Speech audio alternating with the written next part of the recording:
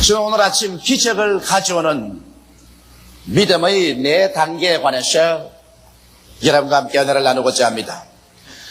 예수님께서는 한번 제자들을 데리시고 베다니에서 예루살렘으로 들어가는 도중에 있었습니다. 일찌감치 출발해서 주님이 가시기 때문에 시장하셨습니다. 그런데 길가에 무화과나무 한 그루가 서 있었습니다. 주님께서 그 무화과나무 밑에 제자들을 데리고 가셔서 무화과가 있는가 찾아보았습니다. 그러나 성경은 분명히 말하기를 그 때가 무화과의 때가 아니라고 말하셨습니다. 잎만 무성하고 무화과 열매는 없었습니다. 그러다 예수님께서 그 무화과나무를 보시고 엄숙하게 말씀하셨습니다. 지금으로부터 아무도 너에게서 영원히 열매를 따먹지 못하리라. 그렇게 말씀하시고 제자들을 데리시고 주님께서 예루살렘으로 들어가서 하루 종일 말씀을 전가하시고 저녁에는 다시 베다니로 나오셨다가 주무시고 그 이튿날 아침에 또다시 베다니에서 나와서 예루살렘으로 들어가는 도중에 그 무화과나무 옆을 지나게 했는데 주님께서는 무심히 지나가시려고 하셨습니다. 그런데 베드로가 그 무화과나무를 보니까 희한합니다. 어제까지 그렇게 잎사귀가 무성하던 무화과나무가 뿌리채부터 바싹 말랐었어요. 베드로가 신기해서 견딜 수가 없었습니다. 주여! 주님께서 어제 저주하신 무화과가 말랐나요? 예수님은 이 기회를 이용하셔서 실물 교육으로 믿음의 위대한 힘이 어떠한 것이며 모든 사람들이 어떻게 믿음을 활용할 수 있는가 그 비결에 대한 교훈을 말씀하시기 시작하셨습니다. 그때 예수께서 말씀하시기를 하나님을 믿어라. 누구든지 산들어 명하여 저 바다에 던지라 말하고 그것이 이룰 줄 마음에 믿고 의심하지 아니하면 그대로 되리라. 무엇인지 너희가 기도하고 구한 것은 받은 줄로 믿어라. 그리하면 그대로 되리라. 너희가 서서 기도할 때 아무에게나 혐의가 있거든 용서하라. 그래야 하늘에게 쓴 천부께서도 너희 허물을 용서하여 주시리라. 이렇게 말씀하시므로 우리가 위대한 기적을 가져오는 믿음의 생활을 하는 네 가지 단계를 소상하게 이곳에서 설명해 주셨습니다. 주님께서 우리에게 주신 이 설명의 제일 첫째가 하나님을 믿으라는 것입니다. 여러분, 이 세상에 두 가지 종류의 믿음이 있습니다. 그 먼저 종류는 인간의 지식과 경험을 믿는 보편적인 인간의 믿음인 것입니다. 우리 사람들이 이 세상에 믿음이 없이는 추워도 살 수가 없습니다. 우리가 이 세상에 과학적인 지식이라든지 경험적인 지식을 얻어서 확신하는 것은 그 다음부터 믿음으로 실천합니다.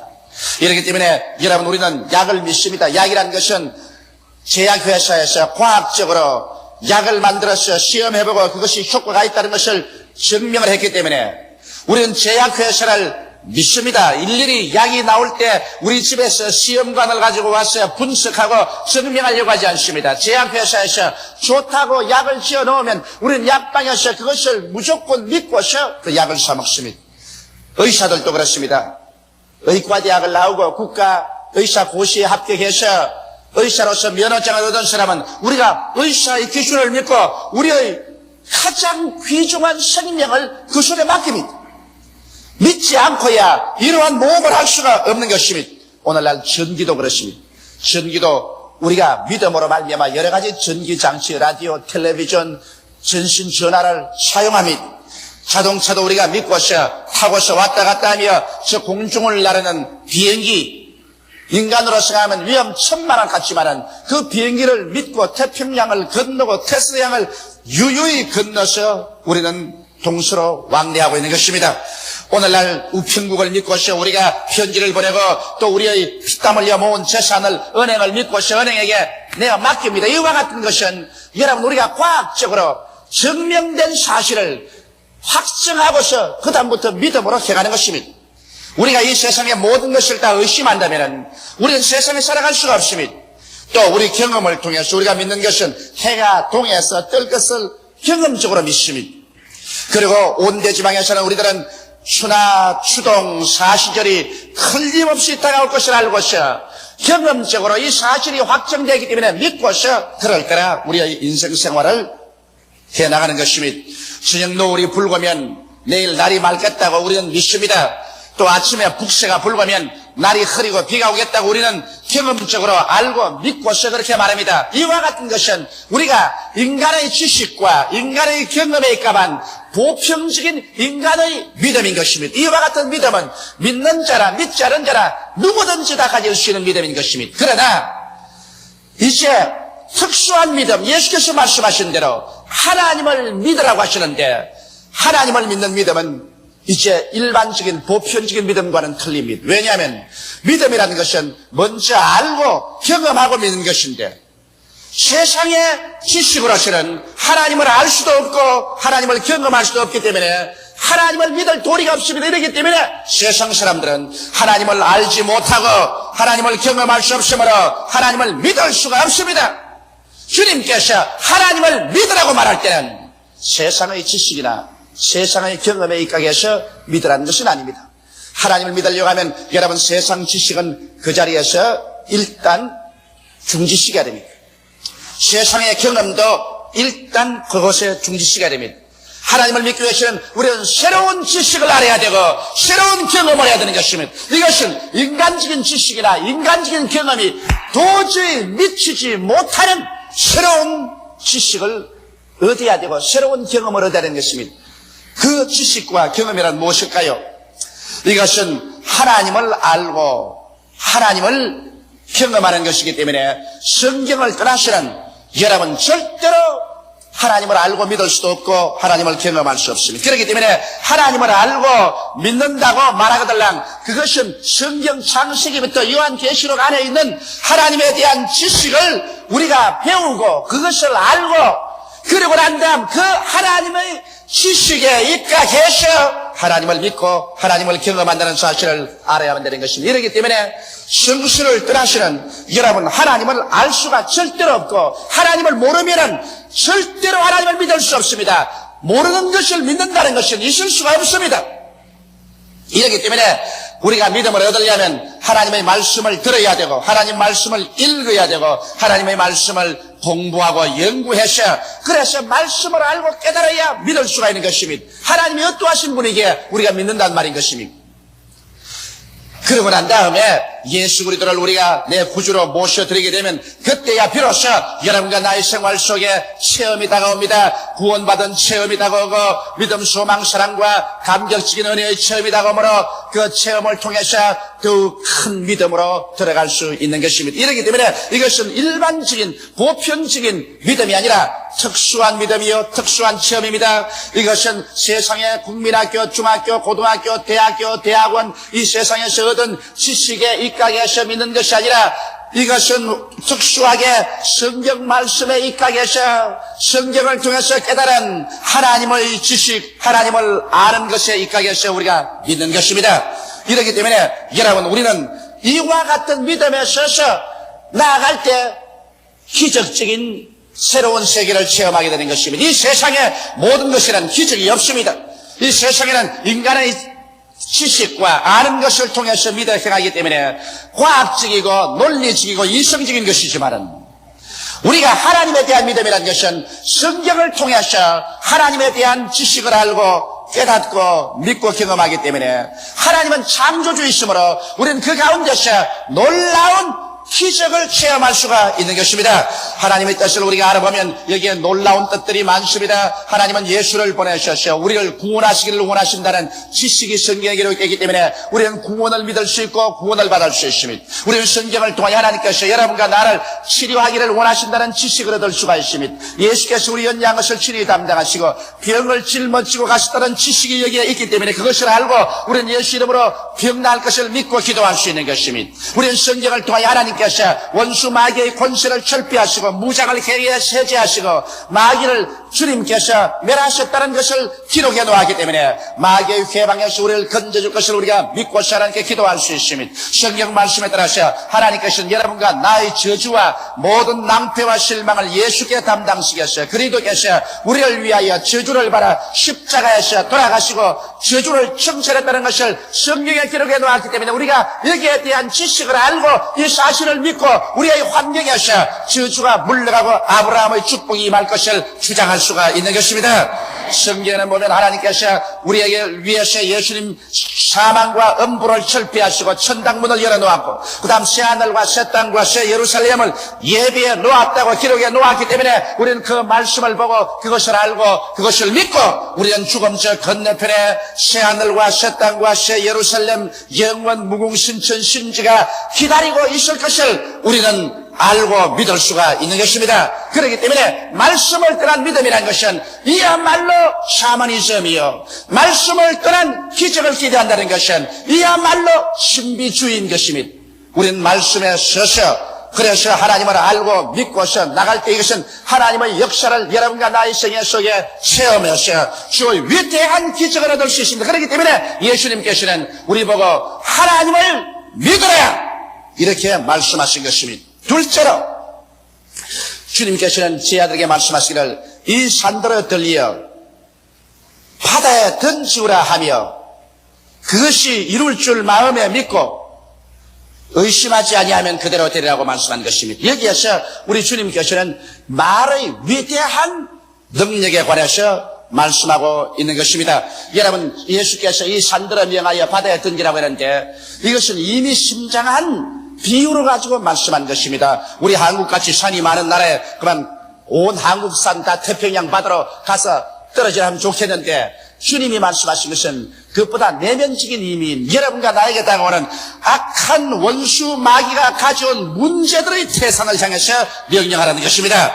여러분과 내가 살아가는 동안에 우리를 도적질하고 죽이고 멸망시키려는 마귀의 여러 가지 문제들이 부딪혀오는 것입니다. 죄악의 문제, 질병의 문제, 사람과 사람 간의 알력과 분쟁의 문제, 사업과 생활의 낭패와 실망의 문제, 고통의 문제, 마귀가 가져오는 태산줄령과 같은 문제가 우리에게 부딪혀서 이것을 해결할 수 없고 건너갈 수 없는 이러한 곤경에 처하게 될 때 성경에는 이 산을 향하여 말씀의 위대한 능력을 사용하라는 것입니다. 성경은 이 말씀을 어떻게 사용하겠습니까? 이 산들을 명하여 저 바다에 던지라고 말하라고 말했었습니다. 그러나 우리는 평생에 말을 해도 별로 역사가 없는데요, 이렇게 질문할 사람이 있을는지 모르겠어요. 그러나 성경은 마음에 의심하지 말고 명하면 이루어진다고 말씀하고 있는 것입니다. 그런데 여러분, 믿고 의심하지 말아야 되는데 우리의 마음속에 그렇게 말하려고 해도 마음속에 의심이 생기고 불안한 이유는 어디 있을까요? 죄가 있을 때 확신을 잃어버리고 자신이 없습니다. 자신이 없을 때 여러분 믿음이 안 생깁니다. 우리가 우리 마음속에 하나님 앞에 설 때 끄리낌이 없으면 마음이 담대하고 자신이 생기고 믿음이 생겨서 이 산들은 명하여 저 바다에 던지라고 말할 수 있지만은 내 마음속에 분명히 내가 아는 죄가 있고 하나님이 아는 죄가 있고 양심이 나를 정죄하고 있으면 자신을 잃어버리고 마는 것입니다. 자신이 없을 때 하나님을 위한 믿음이 생기지 않고 의심이 생깁니다. 또 그뿐 아니라 내가 번연히 불순종의 생활을 하는데 내가 확신을 가지고서 이 산들을 명하여 저 바다에 던지라고 할 수 없습니다. 내가 주의를 거룩히 지키지 않는데, 내가 11조를 도적질하고 있는데, 내가 하나님의 말씀에 순종해서 이 세상에 살지 않고 있는데, 내가 필요하다고 해서 이 산들을 명하여 저 바다에 던지라고 한다고 해서 그것이 이루어지지 않습니다. 이러기 때문에 마음에 믿고 의심하지 않기 위해서는 죄악을 회개해야 되는 것입니다. 마음에 그리끼고 양심이 그리끼는 것을 회개하고 주님 앞에서 보혈로 씻어버려야 되고 불순종의 생활을 청산해서 하나님의 뜻에 세워놓은 삶을 살고 난 다음에는 그 다음 여러분 입을 열어서 여러분의 생활 가운데 언제나 창조적인 선언을 하라는 것입니다. 여러분의 말은 여러분이 생각하는 것보다 더 위대하게 여러분의 운명과 환경을 변화시키는 능력이 있습니다. 성경은 여러분과 나로 하여금 하나님의 형상과 모양대로 지어받았다고 말한 것입니다. 하나님께서는 말씀으로 천지를 지으셨습니다. 하나님은 말씀의 에너지를 통해서 모든 만유를 창조하셨습니다. 오늘날 여러분과 나는 하나님의 형상과 모양대로 지음받았을 뿐 아니라 오직 하나님의 형상과 모양으로 지음받은 사람이 행할 수 있는 창조적인 말을 바랄 수가 있는 것입니다. 이 말을 통하여 여러분과 나의 인격뿐 아니라 우리의 환경과 운명이 지배되고 창조된 것입니다. 이렇기 때문에 예수님께서는 무화과나무를 보시고 지금으로부터 영원토록 아무도 너에게서 열매를 따먹지 못하려고 말씀하셨는데 그들은 무화과나무가 죽어버리고 마는 것입니다. 여기에서 예수님께서 우리 입에서 나오는 말씀의 위력을 표본으로 보여주신 것입니다. 이래서 여러분과 나는 오늘날 우리 입에서 이와 같은 창조적인 말을 항상 사용함으로 믿음의 위력을 사용하자는 것입니다. 우리 가정에서 슬픔은 떠나간다. 모든 질병은 사라진다. 모든 낭패와 실망은 없어져 버리고 만다. 나는 승리자다. 나는 성공한다. 나는 축복을 받은 사람이다. 이 얼마나 놀라운 말인 것입니까? 죄악을 이기고 살아간다. 마귀는 나에게 도적질하고 죽이고 멸망시키지 못한다. 마귀는 물러가야만 한다.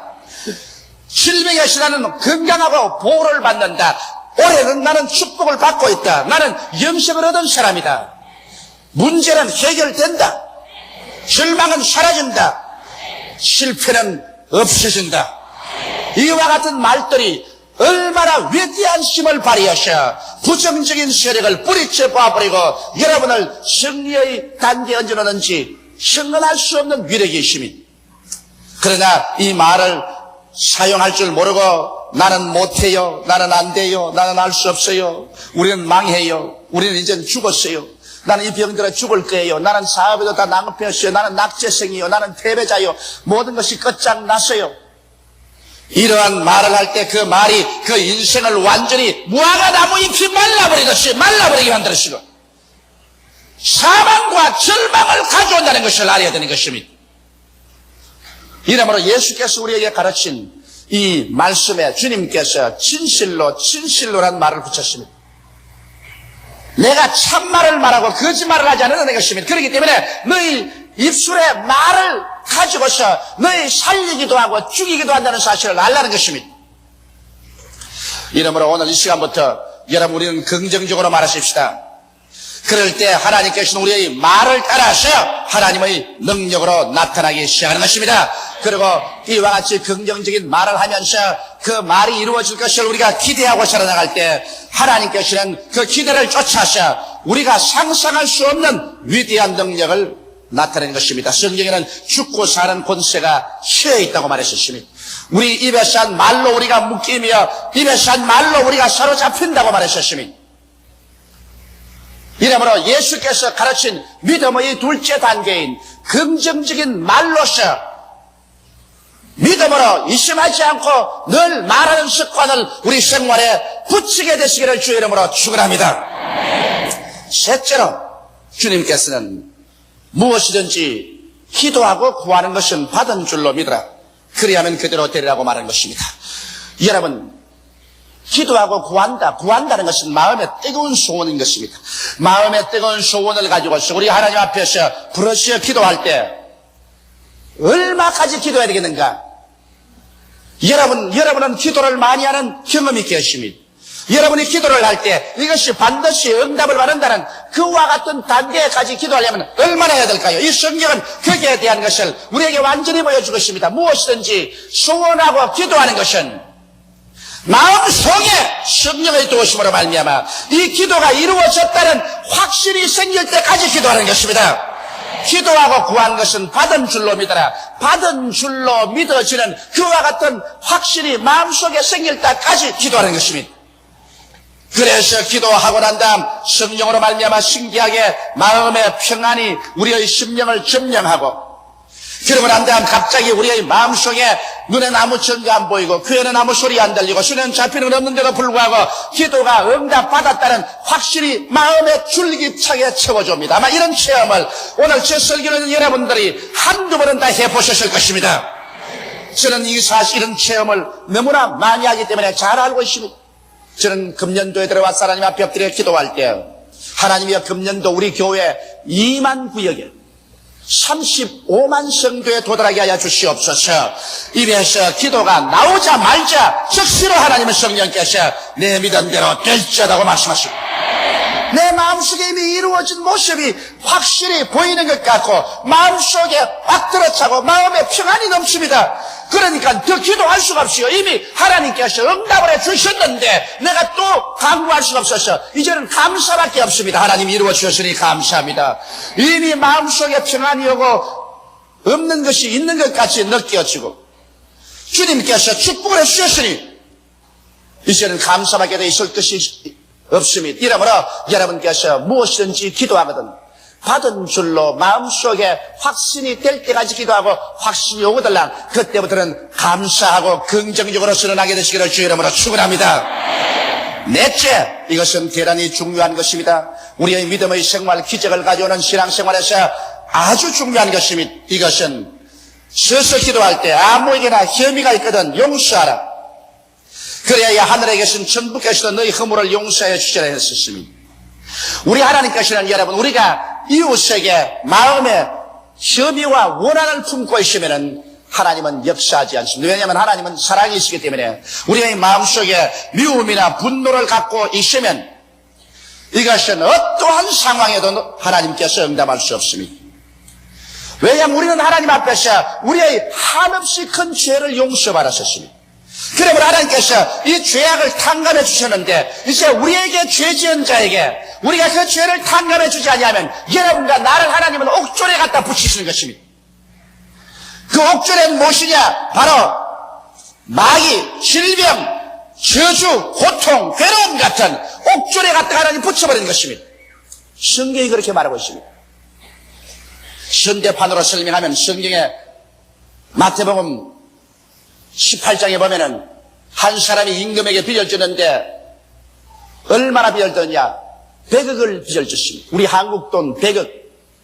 도저히 갚을 수가 없어서 절망에 처했는데 임금이 와서 너희 처자를 다 팔고 재산 다 팔아서 갚으라고 하면 통곡을 하고 울거늘 임금이 불쌍히 여기서 옳다. 네가 100억을 도저히 갚을 수가 없으니 내가 탕감한다. 이제는 빚 없다. 이 사람이 얼마나 감격하고 감사하고 눈물을 흘리고 그렇게 밖에 나가서 자기 동반 하나를 만나며 친구가 자기에게 얼마나 빚을 졌느냐? 4만 원 빚을 졌습니다. 4만 원 빚진 친구의 목살을 잡고 야, 이 녀석아 빚 갚아라. 내 시간만 좀 다오. 내 지금 4만 원이 없어 못 가겠다. 이거네. 그를 잡아서 고발해서 감옥에 넣고 말았습니다. 이것을 본 친구가 임금에게 와서 분도 막심해서 이 사실을 고하며 임금이 이 사람 불렀습니다. 야, 이 나쁜 놈아. 네가 내게 100억의 빚을 졌어. 네가 갚지 못함으로 내가 불쌍히 네게 탕감해 주었는데 불과 너에게 4만 원 빚진 너희 친구를 용서하지 못하고 감옥에 가두었느냐? 이 녀석을 잡아서 감옥에 넣어서 빚을 다 갚을 때까지 옥줄에 붙여 고생시키라. 그리고 예수께서 말씀하기를 너희도 너희 이웃의 죄를 용서해 주지 아니하면 천부께서 이와 같이 하라고 말한 것입니다. 천부께서 어떻게 한다 말한 것입니다. 천부께서 여러분과 나를 옥졸에게 붙여서 그래서 고통을 받게 하겠다는 것입니다.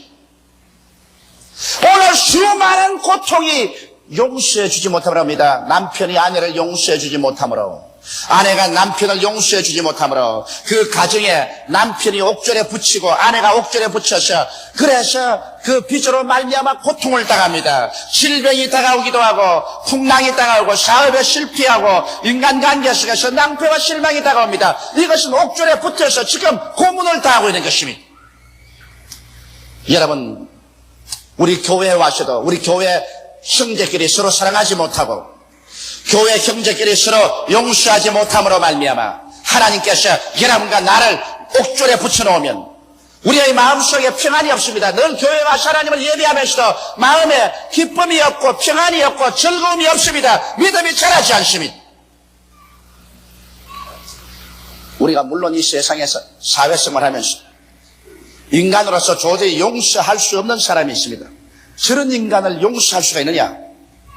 그러나 제가 말하는 것은 그 사람이 용서받을 수 없는 사람이지만은 그러함에도 불구하고 나의 속에서는 일방적으로 용서해 줘버리는 것입니다. 그런 용서받을 자격이 없음에도 불구하고 용서해 주는 것입니다. 그러므로 여러분은 어떻게 해야 될까요? 구체적으로 이름을 부르고 용서하십시오.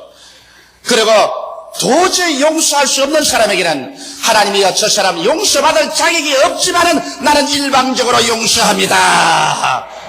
그래서 여러분 가슴 속에서 막힌 것은 풀어버리시기 바랍니다. 그래서 하나님 앞에서 한 사람 한 사람 이름을 부르고 예수의 보혈로 말미암아 용서해 줍니다고 그 사람을 용서해 줘버리면 이제 여러분은 하나님 앞에 책임이 없습니다. 여러분과 하나님 앞에는 막힌 담이 없습니다. 오직 그 사람하고 하나님하고는 문제를 해결할 일이 태산같이 많을지라도 여러분은 이제 하나님 앞에서 막힌 담이 없습니다. 용서할 때 하나님의 용서가 여러분의 것이 되고 하나님과의 막힌 담이 흐러지고 여러분의 믿음의 비상한 능력이 역사하고 여러분을 도적질하고 죽이고 멸망시키려고 하는 옥졸인 원수 마귀는 한 길로 왔다가 7길로 도망을 쳐버리고 말 것입니다. 여러분, 기적이란 인간의 상식을 초월하고 인간의 지식으로는 설명할 수 없습니다. 왜냐하면 기적은 인간의 지식이나 인간의 경험에 소속한 것이 아닙니다. 기적은 하나님의 지식과 하나님의 경험에 소속한 것이요 하나님은 무엇이든지 기적으로 행하시는 것입니다. 이렇기 때문에 우리가 오늘 예수께서 말씀하신 대로 하나님을 우리가 믿고 우리가 창조적인 선언을 할 줄 알고 그리고 우리가 기도하되 마음속에 받은 줄로 확신이 올 때까지 기도하고 확신이 설 때라는 게 믿음으로 감사하고 그리고 우리 이웃에게 원한진 것을 우리 편에서 예수 이름으로 용서해 줘버리고서 마음에 홀가분하게 주 앞에 서시면 여러분이 일어서고 앉는 곳마다 하나님께서 오늘날 또 성령으로 같이 하셔서 기적이 일어나게 되는 것입니다. 우리의 생활에 문제가 해결되고 위대한 축복이 다가오게 되는 것입니다. 다 같이 계시게 기도드리겠습니다. 살아계신 하나님 우리 아버지, 오늘날 우리의 삶에 얼마나 기적이 필요한지 모릅니다. 기적은 문제의 해답이 되고 기적은 하나님을 체험할 수 있는 길이 되고 기적은 우리의 마음속에 영혼에 대한 끝없는 소망이 되옵나이다. 아버지 하나님이시여, 그러나 하나님을 믿는 믿음이란 세상의 지식으로 하나님을 알 수 없으니 믿을 수도 없고 하나님을 체험할 수 없으니 믿을 수도 없습니다.